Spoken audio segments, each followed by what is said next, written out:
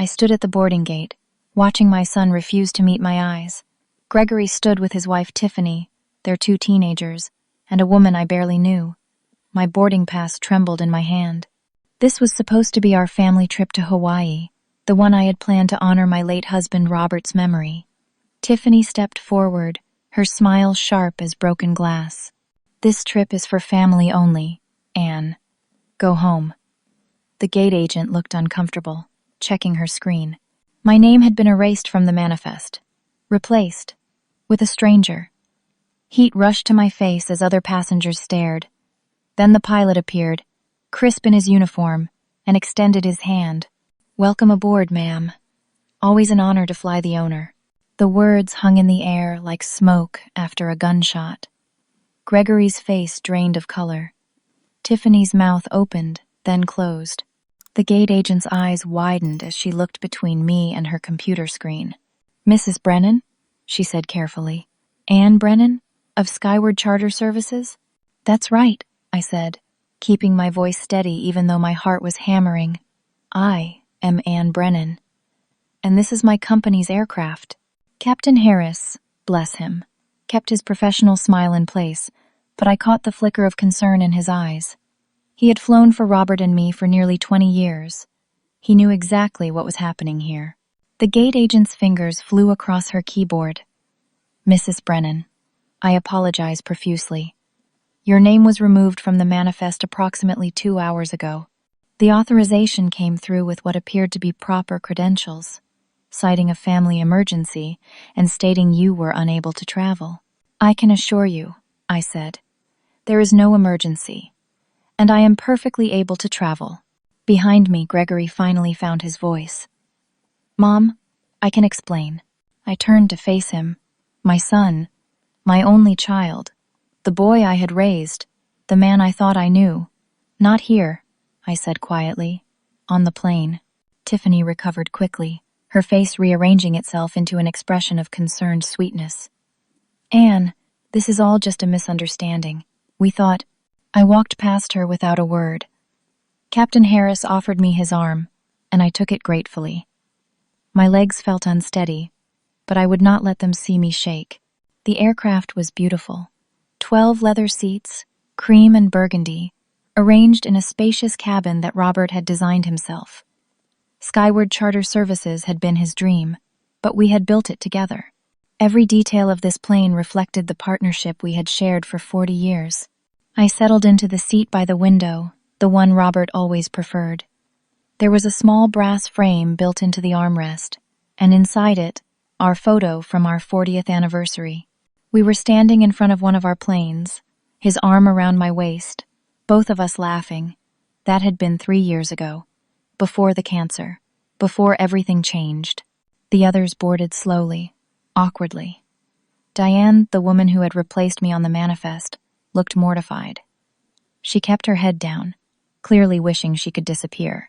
My grandchildren, Emma and Kyle, whispered to each other, confusion written all over their young faces, 16 and 14 years old, and they were learning that their father was capable of cruelty. Gregory and Tiffany took seats across the aisle, a few rows back. I could hear them having a heated, whispered argument. Tiffany's voice was a sharp hiss. Gregory's responses were defensive, pleading. I looked out the window as the plane prepared for departure. 8 months. It had been 8 months since I lost Robert. 8 months of grief so heavy I could barely breathe under the weight of it. I had pulled away from everyone, wrapped myself in memories and silence. This trip was supposed to be my olive branch, my way of reconnecting with my son, with my grandchildren. I had planned everything, booked this flight through my own company, sent invitations, arranged the resort in Maui. I had not told them I owned Skyward.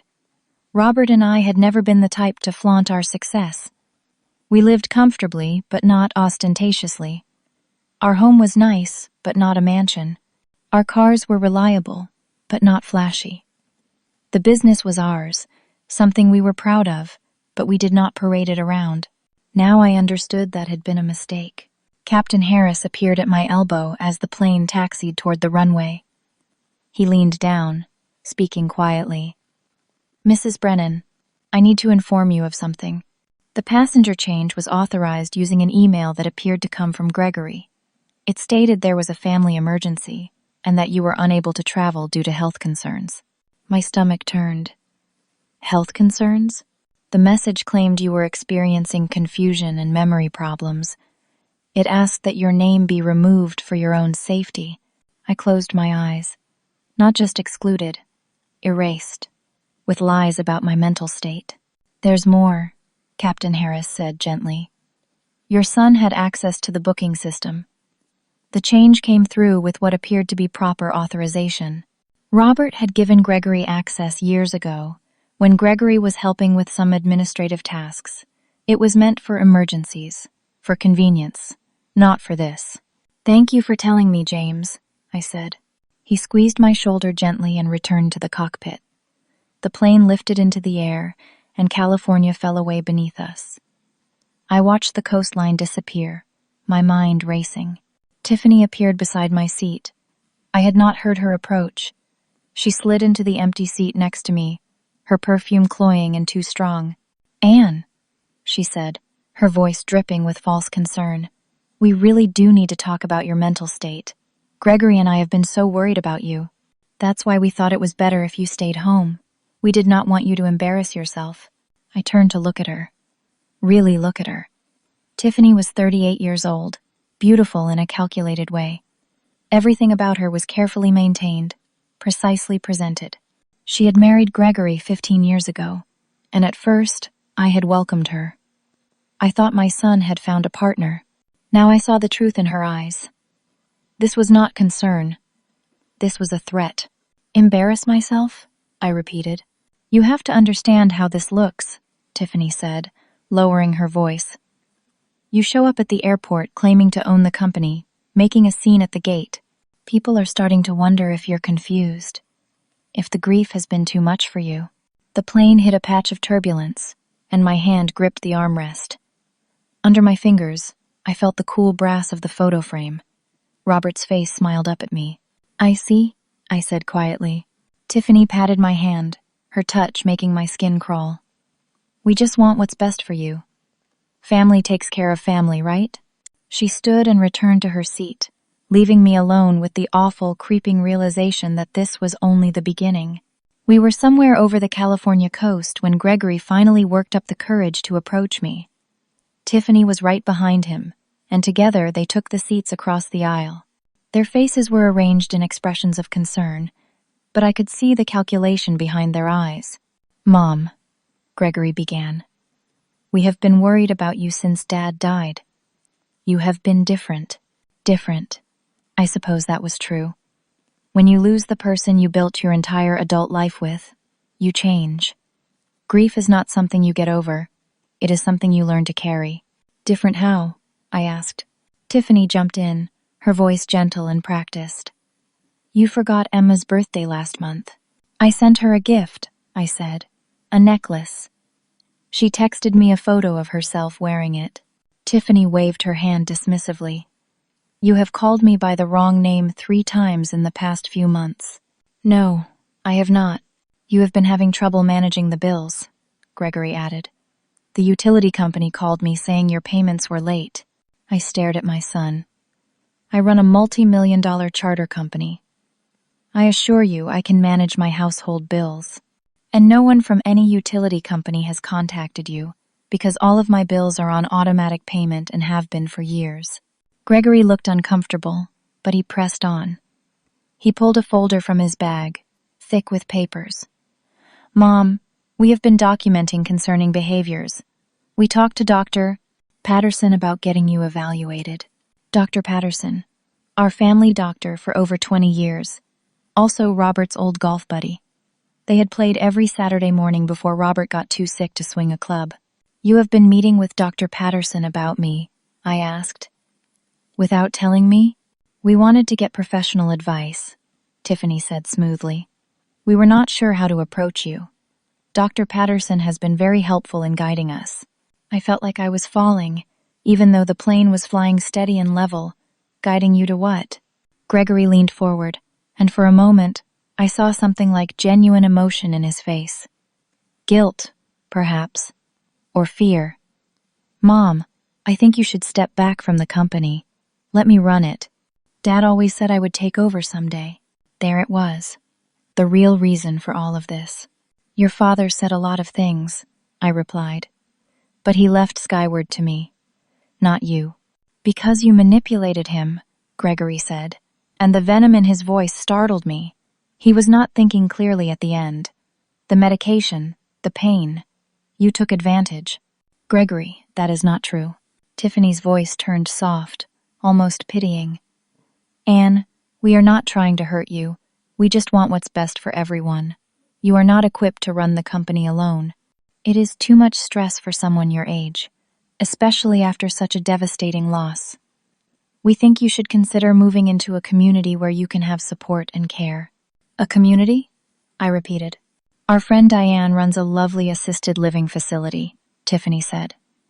Very upscale, very comfortable. You would have your own apartment, meals provided, activities, medical staff on site. Diane. The woman sitting 3 rows back, who had taken my place on the manifest. The woman who is here instead of me. You have already planned this, I said slowly. How long have you been working on this? Gregory would not meet my eyes.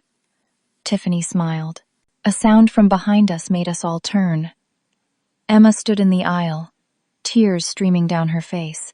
Grandma, I am so sorry, she sobbed. They made me sign something. My heart clenched. What did you sign, sweetheart? Emma's voice broke. A paper that said you were forgetting things and acting strange. Dad said it was to help you get better care. He said you were sick and did not know it. Kyle appeared behind his sister, looking pale and ashamed.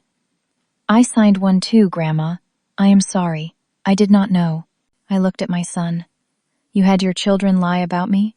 They were not lies, Gregory said defensively. We were concerned. We wanted their input about what they had observed. They are 16 and 14 years old, Gregory. They trust you. And you used that trust to collect false witness statements against their grandmother. Tiffany stood up, all pretense of sweetness gone. You can prove your competence then. Have your own evaluation. We are happy to wait for an objective assessment. Dr. Patterson is already preparing his report, Gregory added. He has been very concerned about your recent behaviors. We have also consulted with an attorney, an elder law specialist, very experienced with these situations. The plane felt too small, the air too thin. You have lawyers involved? Already? We are just being thorough, Tiffany said. Being responsible, taking care of family. She said the word family, like it was a weapon. Emma was crying harder now, and Kyle pulled her back to their seats. I could hear her saying, I did not know, over and over. Gregory and Tiffany returned to their seats, leaving me alone with the crushing weight of understanding. This was not a spontaneous plan. This was not concern gone too far. This was calculated, organized, methodical. They had been working on this, building their case, collecting their evidence. They were going to take everything. The company Robert and I built together. My freedom, my dignity, my life, and they had dressed it up as concern, as love, as family taking care of family. I looked down at the photo in the armrest. Robert's smile, his warm eyes. I whispered to the image, What do I do? The plane flew on through the bright California sky, carrying me toward Hawaii, toward what should have been a healing, a reconnection. Instead, I was flying toward a trap.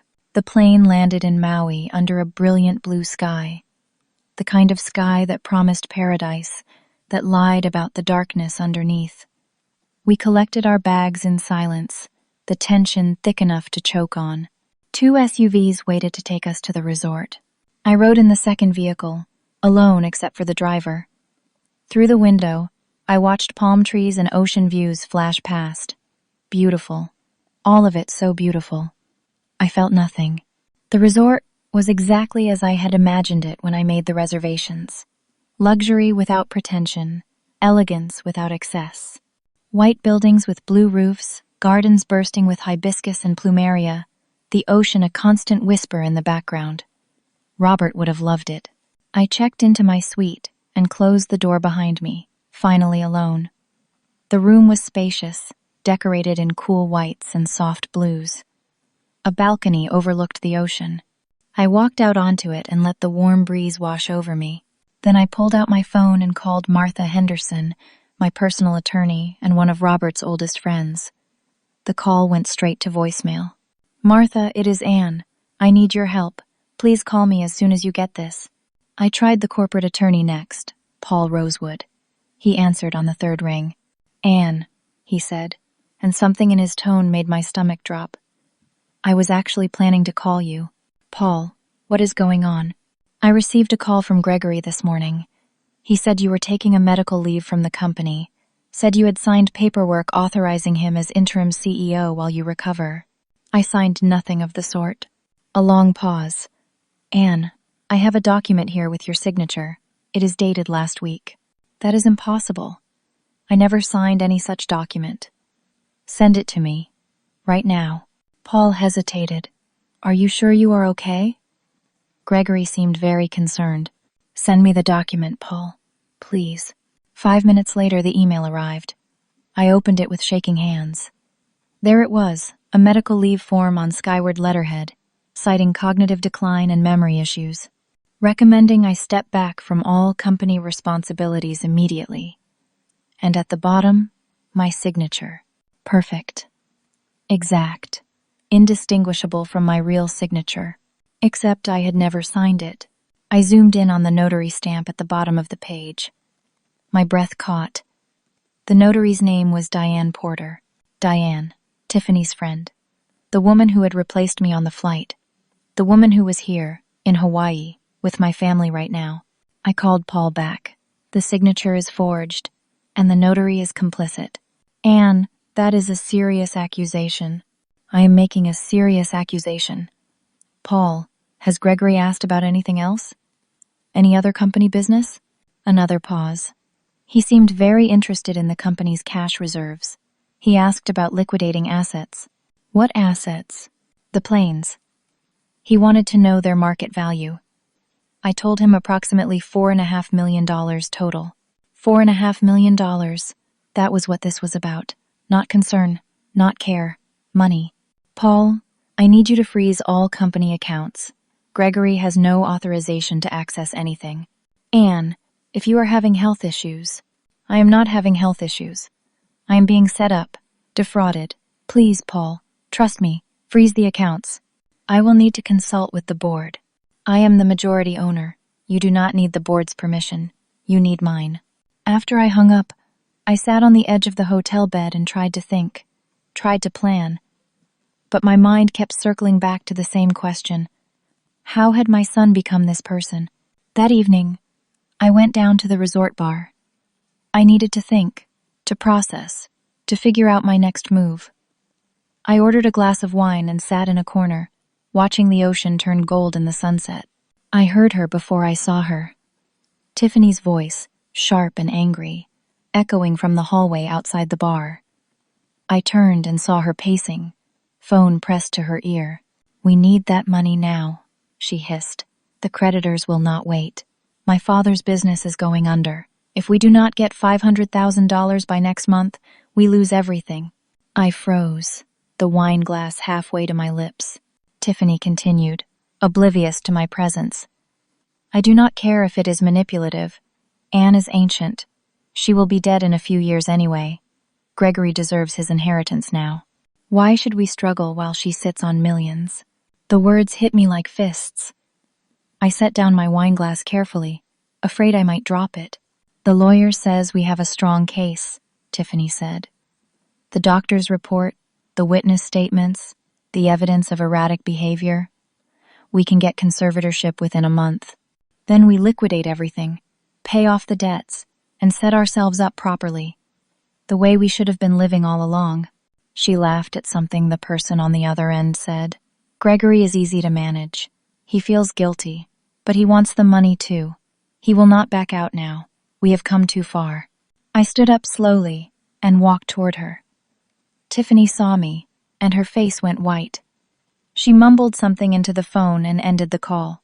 "Anne," she said, I did not see you there. Clearly. We stared at each other. All pretense dropped away. She did not bother trying to explain or excuse what I had heard. You are going to fight this, are not you? She said. Yes. She smiled, cold and sharp. You will lose. We have evidence, doctors, lawyers. You are just a grieving widow who cannot accept that she is past her prime. I am the owner of a successful business.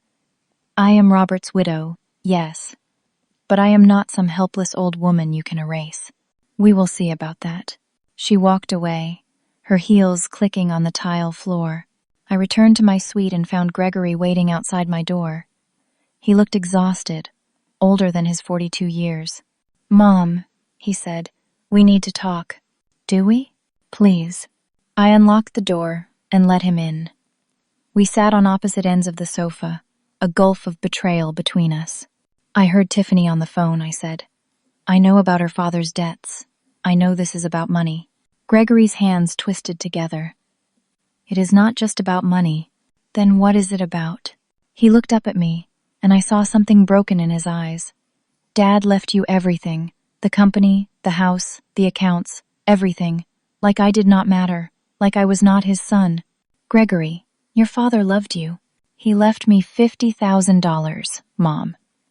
50,000. While you got millions. The company we built, the company your father and I built. I interrupted. Together, equal partners. From the very beginning. You were his secretary when he met you. The words stung. I worked at the airport. I helped him get his first contracts, his first clients. I did the books, managed the schedules, handled the logistics. While he flew, I kept everything running. We built Skyward together. He should have left it to me. I am his son, his legacy. So you decided to take it? Gregory stood up, agitated. Tomorrow morning, Dr. Patterson is flying in. He is going to do a competency evaluation. By the time we get back to California, you will be in a facility, and I will have power of attorney. Gregory, please, do not do this. It is already done, Mom. I am sorry. He left. I sat in the darkening room, alone with my phone and my fear. I tried to book a flight home. Every credit card was declined. I called the bank. A chipper customer service representative explained that all my cards had been reported stolen. The person who reported them? Gregory. He had claimed I was mentally incompetent and vulnerable to fraud. The accounts were frozen pending investigation. I had no money, no way to leave, no way to fight back. I walked out onto the balcony and watched the sun finish setting over the Pacific. The sky turned pink, then purple, then dark blue. Stars emerged one by one. Robert had loved stargazing. He said the stars reminded him that problems were temporary, but wonder was eternal. I wished he was here. I wished I could ask him what to do, but Robert was gone. And I was alone in Hawaii, trapped by my own son, facing the destruction of everything we had built. Dr. Patterson arrived the next morning on a commercial flight. He was 58 years old, silver-haired, distinguished-looking in that way that made people trust him instantly. He had always been kind to me, solicitous even. Now I understood it had all been a performance. He found me on the resort terrace, having coffee and watching the ocean. The sunrise had been beautiful, wasted on my exhausted eyes. I had not slept. Anne, he said warmly, sitting down across from me uninvited. It is so good to see you. Gregory tells me you have been having a difficult time. Does he? Grief is a terrible thing. It can affect us in ways we do not even realize. He signaled the waiter, ordered himself a coffee. I thought we might have breakfast together. Just a chat, nothing formal. I understood what he was doing. Competency evaluation disguised as friendly concern. Every word I said would be analyzed, every response judged. What day is it? He asked casually, adding sugar to his coffee. Wednesday, October 16th. And who is the current president? I told him. What year is it? I told him that too. He tried harder, probing gently. Gregory mentioned you have been forgetting to eat, losing weight. I am grieving my husband, Calvin. That is normal. My appetite has not been what it was, but I eat regularly, and I am perfectly healthy. Of course. But sometimes grief can cloud our judgment, make us vulnerable to poor decisions. Such as, he smiled, paternal and patronizing. Well, for instance, planning an elaborate family trip just months after losing Robert. Some might say that is rushing things, not giving yourself time to heal properly. Some might say that reconnecting with family is part of healing. We went back and forth like that for 30 minutes. Him probing, me deflecting.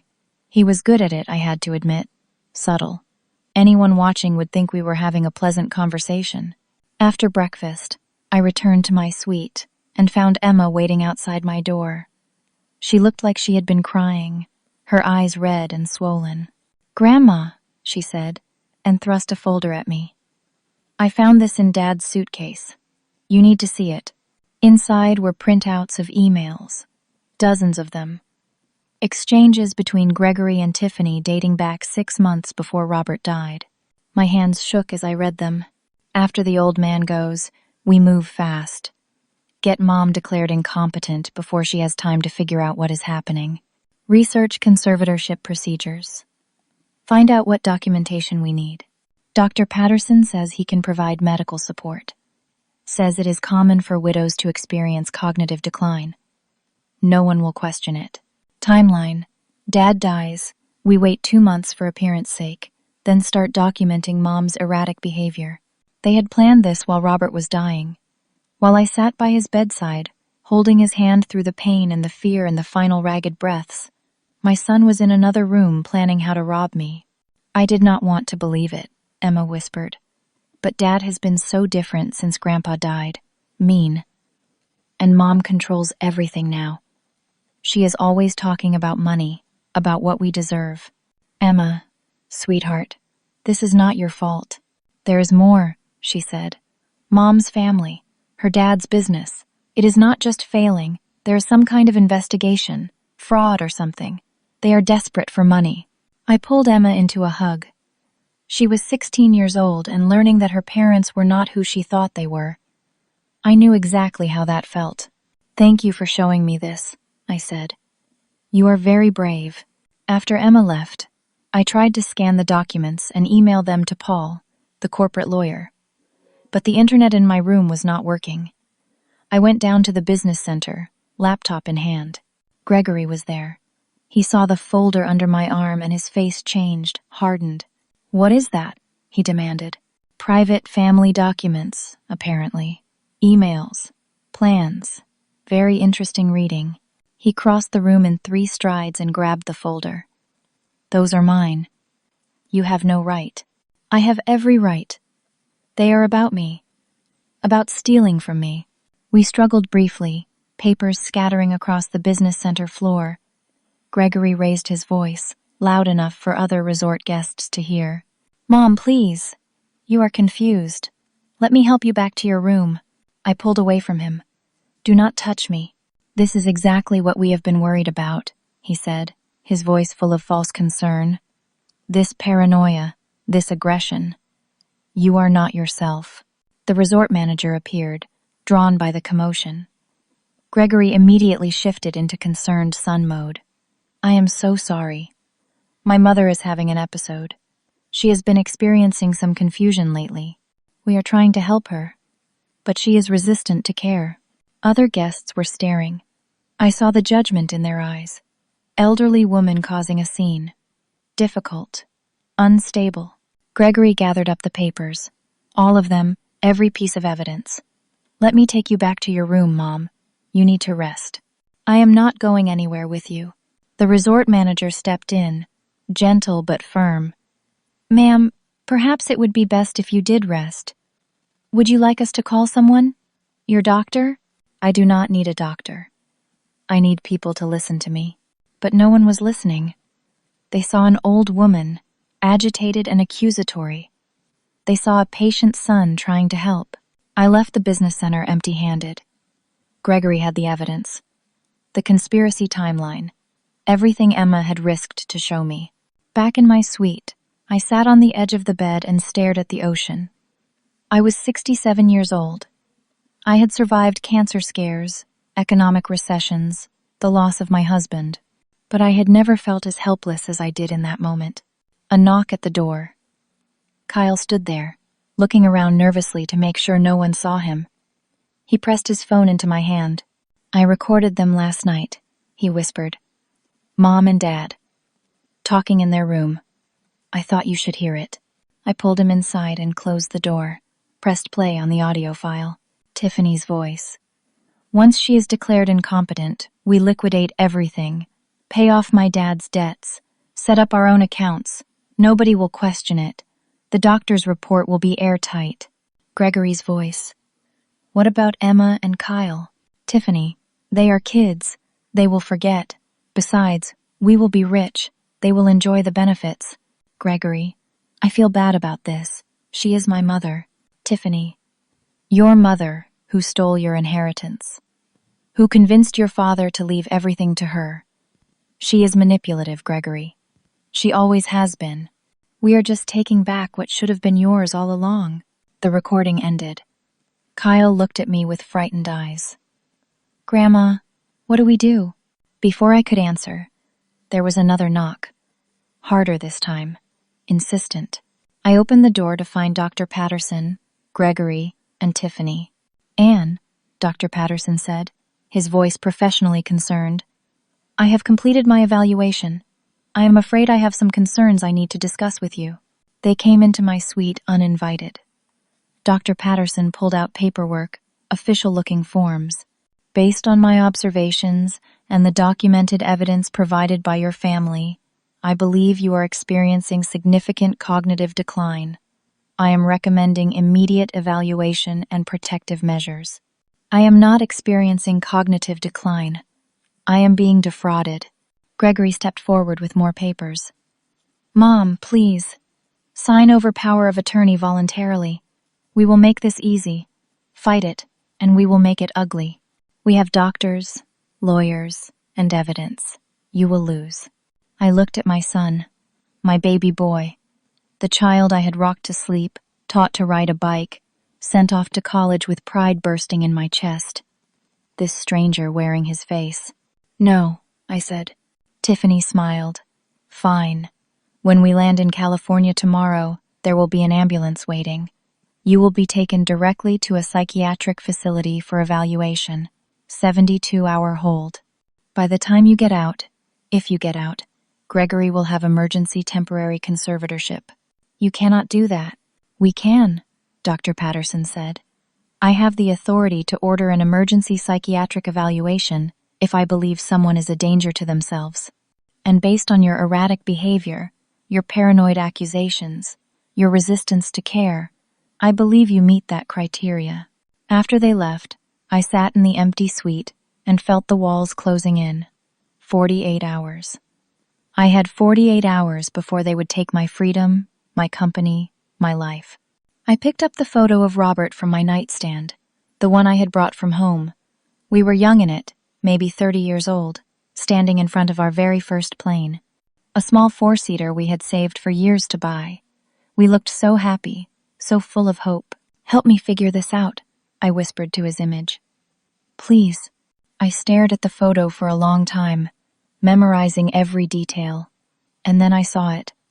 Something I had looked at 1,000 times, but never really noticed. On the side of the plane, barely visible in the photo, was the original Skyward logo, and underneath it, in small letters, "Founded by Robert and Anne Brennan." Founded by, not owned by, not left to. Founded, together. I grabbed my laptop and started searching through my documents, the ones I had backed up to cloud storage before my accounts were frozen. Articles of incorporation, business licenses, tax records. There it was. The original paperwork from 37 years ago.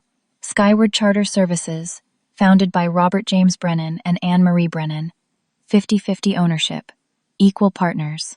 Robert had not left me the company in his will. It was already mine. It had always been mine. Half of it, at least. And even if Gregory somehow got power of attorney over my half, he could not liquidate or sell anything without the approval of the co-founder. which was me. This changed everything. But I still needed help. I still needed to get this information to someone who could use it legally. I tried Martha's number again. Still voicemail. I looked at Kyle's phone, still in my hand from the recording. I opened the contacts, found Captain Harris's number. Robert had put it there years ago for emergencies. I texted. Emergency. Need your help. Robert's wife, co-owner Skyward. The response came 2 minutes later. Mrs. Brennan, what do you need? I explained everything in a series of texts. The conspiracy, the forged documents, the planned psychiatric hold, the frozen accounts. Harris responded, Stay where you are. Do not let them isolate you. I am making calls.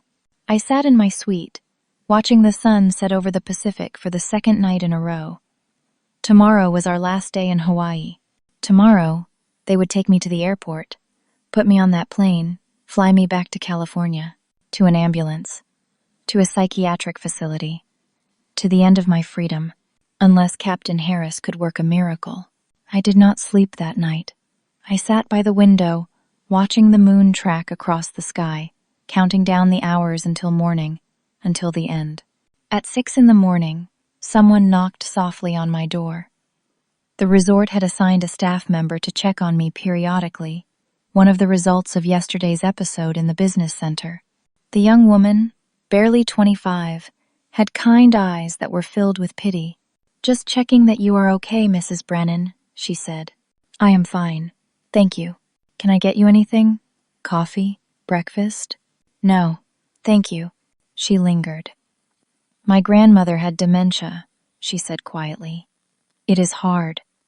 But your family is taking good care of you. I wanted to scream that I did not have dementia, that my family was destroying me, but I smiled instead and closed the door. At 7, there was another knock. Captain Harris stood in the hallway, dressed in casual clothes, not his uniform. I am here to escort you to an early flight, Mrs. Brennan, he said loudly enough for anyone listening to hear. Owner's personal trip. The staffer appeared from down the hall. I was told Mrs. Brennan is not supposed to leave her room. Harris's expression was polite but firm. I have authorization from Skyward Corporate Office. Mrs. Brennan owns the company. She can travel whenever she wishes. I grabbed my purse, nothing else. We walked quickly through the resort lobby and out to a waiting car. Where are we going? I asked. To a private airfield on the other side of the island. Small plane waiting. We are getting you out of here before your son realizes what is happening. James, I cannot ask you to. You are not asking. Robert made me promise something before he died. I stared at him. What? He knew he was dying. Last few months, he got his affairs in order. He called me one day, asked me to come to the hospital. He said, if anything happens to Anne, if Gregory tries anything, you protect her. You are the only one I trust. Tears blurred my vision. He knew? He suspected. He saw things changing in Gregory. Tiffany's influence. He tried to talk to Gregory, but it did not go well. So he made plans. Protected you the only way he could. We drove for 40 minutes through lush mountains and along coastal roads. The airfield was tiny, barely more than a strip of asphalt and a small hangar. A 6-seater plane sat waiting. Robert also told me something else, Harris said as we approached the plane. He changed his will 2 months before he died. Did Gregory ever mention it? What change? Robert suspected Gregory was having money problems. He could sense something wrong with Tiffany's influence, so he created a secondary trust. If you are ever declared incompetent or die within 5 years of his death, the company does not go to Gregory. It goes to a foundation in Robert's name, managed by independent trustees. I stopped walking. What? Gregory gets nothing if he tries to take it from you. Robert made sure of that. The documents are with Robert's attorney. That is where we are going now. Straight to California. My plane, my crew. But my things. Robert also taught me that things do not matter. Freedom does. We leave now, or we lose the window. We boarded the plane. It was small but comfortable, with 4 seats and a compact cockpit. Harris took the pilot's seat. I sat behind him, shaking with adrenaline and relief and fear. We were airborne before 8 in the morning. Gregory and Tiffany would not realize I was gone until the scheduled departure time at 11. "Tell me everything," Harris said once we were at cruising altitude. I did. The whole story spilled out. The erased name on the manifest, the accusations of incompetence, the forged documents, Tiffany's debts, Dr. Patterson's corrupt evaluation, the planned psychiatric hold. Harris's jaw tightened as he listened. Robert knew Gregory had changed. It broke his heart. He kept hoping his son would come back to himself, but he also had to protect you. I thought if I stayed calm, proved I was stable and rational, they would see reason. Sometimes the only way to win is to fight. We flew through clear skies toward California. Harris had been in contact with Paul, the corporate lawyer, and Martha, my personal attorney. Martha had cut her European vacation short and was flying back early. We landed at a private terminal 6 hours later. Martha was waiting, looking fierce in a black suit, her silver hair pulled back severely. "Anne," she said, pulling me into a hug. "I am so sorry. I just got your messages last night. I have been digging into everything." We sat in a small office at the terminal. Martha spread papers across the table. "This is worse than we thought," she said. "Tiffany's father is not just in debt. He is under federal investigation for fraud. Wire fraud, securities fraud, tax evasion, multiple counts. Tiffany used Gregory's name to secure loans using Skyward's reputation as collateral. If the company is liquidated, and Tiffany's father uses that money, it could implicate Gregory in the fraud scheme. Does Gregory know? I doubt it. Tiffany has been very careful to keep him in the dark, but ignorance would not protect him from prosecution if it goes that far." Paul arrived 20 minutes later, looking worried. "I have filed emergency injunctions. Gregory cannot access company accounts, cannot sell assets. I suspended his interim CEO status, citing the fraudulent documents." "What about Dr. Patterson?" I asked. "I have filed a complaint with the medical board. Unethical behavior, fraudulent evaluation, participating in elder abuse. He will be investigated." Martha added, "Diane, the notary, has agreed to testify about the forgery. She is scared of losing her license and facing criminal charges. She wants immunity." "What about the psychiatric hold?" I asked. "If they file for emergency conservatorship, that is where we have to move fast," Martha said. "You need to undergo independent psychiatric evaluations. 3 doctors, reputable, no connections to your family. We need to prove your competence definitively." "When?" "Starting in 2 hours. I have them scheduled back to back." The evaluations were grueling.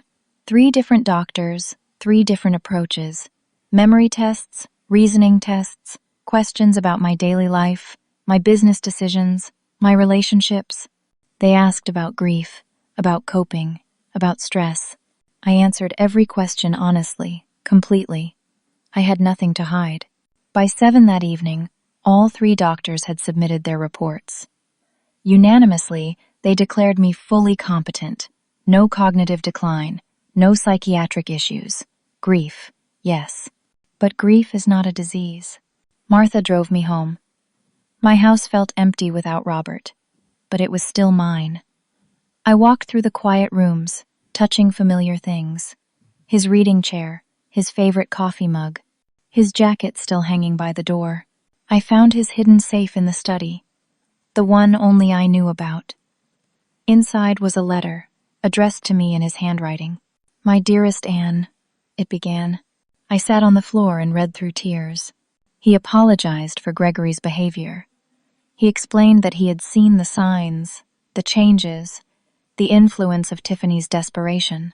He wrote that he had tried to talk to Gregory, tried to warn him, but their son had shut him out. "I have done what I can to protect you," Robert wrote. "The trust, the safeguards, the documentation, but legal protections are not enough. You need to fight for yourself, my love. You are stronger than you know. You built Skyward with me, equal partner in everything. Do not let anyone make you forget that. Do not let anyone erase you. The letter ended. Fight for yourself. You deserve every bit of happiness. You earned every bit of success. And I will be with you every step. I love you always, Robert. I cried until I had no tears left. Then I stood up, washed my face, and called Martha. I am ready, I said. Whatever we need to do, I am ready to fight. Martha's voice was grim. Good. Because Gregory and Tiffany just landed in California. They discovered you were gone from Hawaii, and they just filed emergency conservatorship papers, claiming you fled and are a danger to yourself. Court hearing is scheduled for tomorrow morning. Tomorrow. It all came down to tomorrow. I looked at Robert's photo on my desk. Okay, I said. Let's end this. The courthouse was cold, the kind of institutional cold that seeps into your bones. I arrived with Martha at 8 in the morning. We walked through security, past people waiting for their own legal battles, into a courtroom that smelled like old wood and anxiety. Gregory was already there with Tiffany and their attorney, a slick-looking man in an expensive suit. Dr. Patterson sat behind them, looking confident. Emma and Kyle were there too, sitting apart from their parents, looking miserable. Judge Eleanor Sutton entered at 9 sharp. She was 62 years old, with steel gray hair and sharp eyes that missed nothing. I had read about her while preparing, tough but fair. Not someone who tolerated nonsense. This is a hearing for emergency conservatorship, she said. Mr. Brennan, you are petitioning for conservatorship of your mother, Anne Brennan. Proceed. Gregory's attorney stood and presented their case. He painted a picture of a woman in decline, forgetting things, making poor decisions, experiencing paranoid delusions, fleeing from family who only wanted to help. Mrs. Brennan erased herself from a family trip, the attorney said, then appeared at the airport, claiming to own the charter company, causing a scene. She has made wild accusations against her own son. She fled Hawaii without notice, abandoning her family. These are not the actions of a competent person. Dr. Patterson testified next. He described my erratic behavior, my resistance to care, my paranoid accusations. He made it all sound so reasonable, so professional. I watched Gregory while Dr. Patterson spoke. My son sat very still, not meeting my eyes. Then it was Martha's turn. Your Honor, she began, this is not a case of an elderly woman in decline. This is a case of attempted financial exploitation and elder abuse. She presented the forged documents. Diane's statement admitting she notarized the signatures without Anne's presence, without proper identification, because Tiffany told her it was legitimate. She showed the timeline of emails, proving Gregory and Tiffany had planned this while Robert was dying. She played the audio recordings Kyle had made, with Tiffany and Gregory discussing the liquidation plan, admitting the manipulation, laughing about taking the money. The courtroom was silent except for Tiffany's voice on the recording. Anne is ancient. She will be dead in a few years anyway. Gregory deserves his inheritance now. Martha then presented the 3 independent psychiatric evaluations. 3 doctors, all stating clearly, Anne Brennan is fully competent, no cognitive decline, no psychiatric issues. Finally, Martha revealed the documents from Robert's attorney. The secondary trust. The safeguards Robert had built in.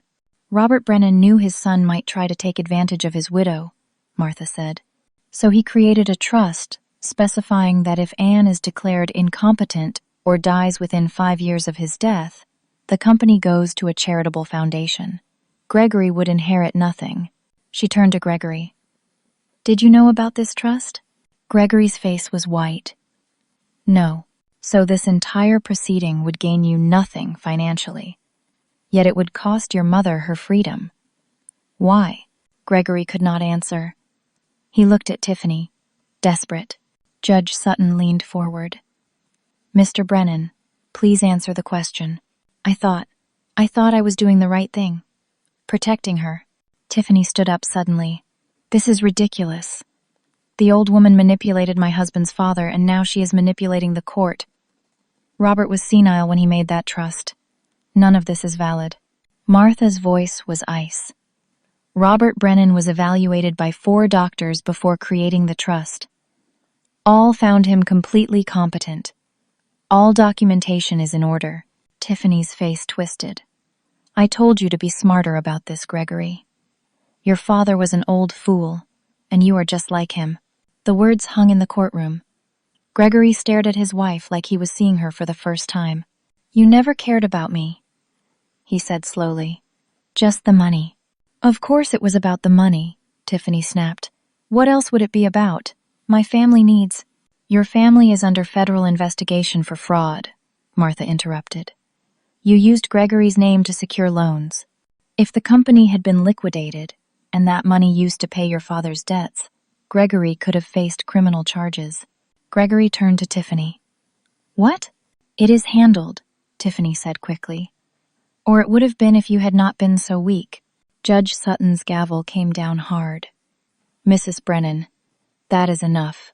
She reviewed the documents in front of her, reading carefully. The courtroom was silent. Finally, she spoke. I am denying the petition for conservatorship. Mrs. Ann Brennan is clearly competent and has been the victim of attempted fraud and exploitation. Relief washed over me so intensely I thought I might faint. Judge Sutton continued. I am ordering a full investigation into the forged documents. I am referring Dr. Calvin Patterson to the medical board for unethical conduct. I am granting Mrs. Brennan a restraining order against both Gregory Brennan and Tiffany Brennan, prohibiting contact or attempts to access her finances.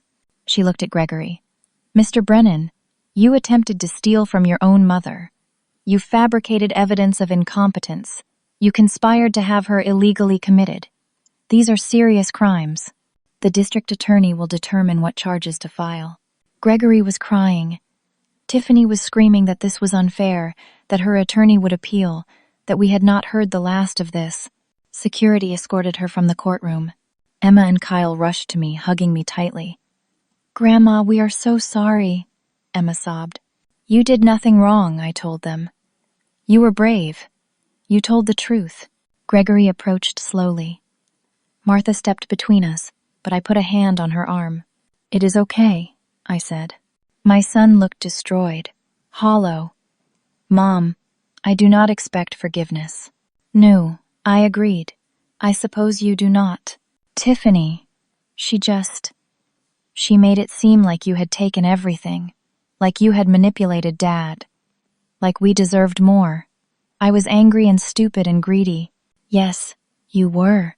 She told me her father needed help, or he would lose everything. I thought I was helping family. By destroying your mother? He had no answer. Your father loved you, Gregory. So do I. But you tried to erase me, to lock me away, to steal everything Robert and I built together. That is not something I can forgive easily. I know. His voice broke. I know. You need help. Real help. Therapy. You need to understand what you did and why you did it. I will. I promise. I looked at my son, my only child. Part of me wanted to hug him, comfort him, make everything okay like I had when he was small. But I was not that kind of mother anymore. I was a woman who had just fought for her life, and won. Maybe someday, I said. But not today. 2 months passed before I felt like myself again. The legal aftermath was complicated. Gregory and Tiffany separated almost immediately. She moved back to her parents' house, facing her own legal troubles related to her father's fraud case. Gregory filed for divorce. Dr. Patterson lost his medical license pending a full investigation. Diane cooperated with prosecutors and received immunity in exchange for testimony. Gregory was not charged criminally. The district attorney said that while his actions were reprehensible, proving criminal intent was difficult. But he lost his interim position at Skyward, lost any claim to the company, and most importantly, lost the trust of his children. Emma and Kyle asked if they could stay with me. Their parents' house had become toxic, full of arguments and recriminations. I set them up in the guest rooms, drove them to school, helped with homework. We became a family again, the 3 of us, learning to heal together. One Tuesday afternoon, I stood in Skyward's hangar, watching mechanics service one of our planes. The familiar smell of jet fuel and engine oil, the sound of tools on metal, the purposeful movement of people who loved their work. Robert and I had built this, together. Captain Harris approached, tablet in hand. "We have 5 new contracts, Mrs. Brennan. 2 corporate clients and 3 private family trips. Business is up 23% from last quarter." "Robert would be proud. Robert would be proud of you," Harris corrected gently. "The way you fought. The way you protected his legacy. Our legacy." Emma appeared at the hangar entrance, Kyle right behind her. "Grandma, are we still going?" "Going where?" Harris asked. I smiled. "We are taking a trip. Hawaii, the trip we were supposed to take 2 months ago." "Just the 3 of you?" "Just us. We leave tomorrow morning." That evening, I drove to the cemetery. I had not been since the hearing, too caught up in paperwork and reorganizing the company and helping the kids adjust. But tonight felt right. Robert's grave was simple. A flat stone with his name, dates, and a single line. He flew toward the stars. I sat on the grass beside it, feeling the evening sun warm on my shoulders. "We won, my love," I said. "Skyward survives. Gregory is getting help. Emma and Kyle are safe. I am still here." A breeze rustled the trees around us. I liked to think it was Robert, listening. I was so scared. For a while there, I thought they would actually do it. Lock me away. Take everything. Erase me, like I never mattered. I traced the letters of his name on the stone. "But you protected me, even from beyond here. That trust, the documents, the safeguards. You knew. You saw what I could not see. That our son was changing. That he was vulnerable to the wrong influences." I pulled out the letter he had left me. The one I had read so many times the creases were wearing thin. "You told me to fight for myself, to remember that I was strong, that we built Skyward together, equal partners." I smiled through tears. I did. I fought, and I won. That night, packing for Hawaii, Emma helped me fold clothes and check off items from a list. "Grandma," she said carefully, "do you think Dad will ever be okay again?" I considered the question. "I think your father has to live with what he did. That is not an easy thing.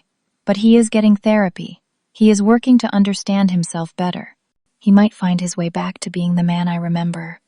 The good man he used to be." "Do you hate him?" "No, sweetheart. I am angry. I am hurt, but I do not hate him. He is my son. That does not excuse what he did, but it means I have not given up hope entirely." Kyle appeared in the doorway. "Are you really going to let him back into your life?" "Maybe. Someday. If he earns it. But earning trust after breaking it takes years, not months. He has a very long road ahead of him."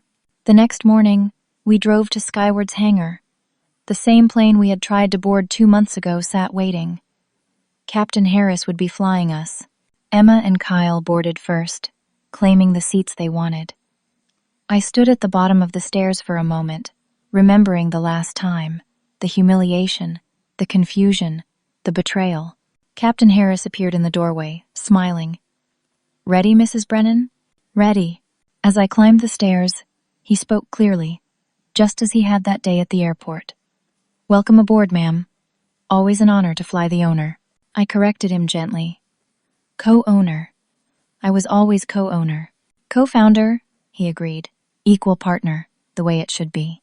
I settled into Robert's favorite seat, the one with our anniversary photo in the armrest. Emma and Kyle were already laughing about something, the resilience of teenagers carrying them forward. The plane lifted into the sky, California falling away beneath us. I watched the coastline, the same view I had seen 2 months ago when this nightmare began. But everything was different now. I had learned that sometimes the people you love most can hurt you deepest. That grief makes you vulnerable, and predators can smell weakness. That family can be both your greatest comfort and your deepest wound. But I also learned that love, real love, the kind Robert and I shared, does not die with the person. It lives on in actions taken, protections built, letters written. Robert had protected me from beyond the grave because our partnership was genuine, 50-50, equal, true. I learned that strength is not about never falling. It is about standing back up when everything is trying to keep you down. About fighting for what is right even when the fight is against your own child. Gregory had tried to erase me. From a passenger list, from my own company, from my own life. He wanted to make me invisible. To paint me as confused, declining, incompetent. To lock me away where I could not protest or resist or fight back. But you cannot erase someone who knows her worth. I am 67 years old. I could have surrendered, signed everything over, accepted the assisted living facility, the psychiatric evaluation, the conservatorship. I could have made it easier for everyone, quieter, less confrontational. But Robert and I had spent 40 years building Skyward together. We survived recessions and competition, near bankruptcy and success. We were partners, equal. And partners do not surrender what they built, just because someone claims they are too old, too confused, too grief-stricken to know their own mind. The plane flew steady through clear blue sky. Hawaii appeared below us, green and beautiful against the endless blue ocean. Paradise. Earned this time. Protected. We landed in Maui in bright sunshine. The same resort, the same beautiful views. But when I checked in, the staff treated me differently. With respect. With recognition. "Welcome back, Mrs. Brennan," the manager said. "We are honored to have you." That evening, Emma and Kyle and I sat on our suite's balcony, watching the sunset paint the sky pink and gold. They were showing me photos on their phones, chattering about school and friends and all the normal, beautiful things that teenagers care about. I looked at them and felt gratitude swell in my chest. They had been brave when it mattered. They had chosen truth over loyalty to their parents. They had risked their relationships with Gregory and Tiffany to protect me. "Thank you," I said suddenly. They looked at me, confused. For what? For believing me, for helping me, for being brave. Emma hugged me. "You showed us what real strength looks like, Grandma. When everything was terrible, you did not give up. You fought back." Kyle added, "Dad always said Grandpa was the strong one, the businessman. But you were always there too. You just did not make it obvious." "Your grandfather and I were a team," I said. "Neither of us could have done it alone. That is what partnership means." That night, I stood on the balcony alone after the kids went to sleep.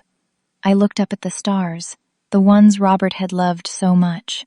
"Thank you," I whispered to the night sky. "For everything. For 40 years of partnership. For protecting me even after you were gone. For loving me enough to make sure I would be safe." The stars shone steadily, eternal and unchanging. I thought about everything I had been through. The betrayal, the fear, the fight, the victory. It had changed me. I was not the same woman who had stood at that airport gate 2 months ago, confused and hurt and humiliated.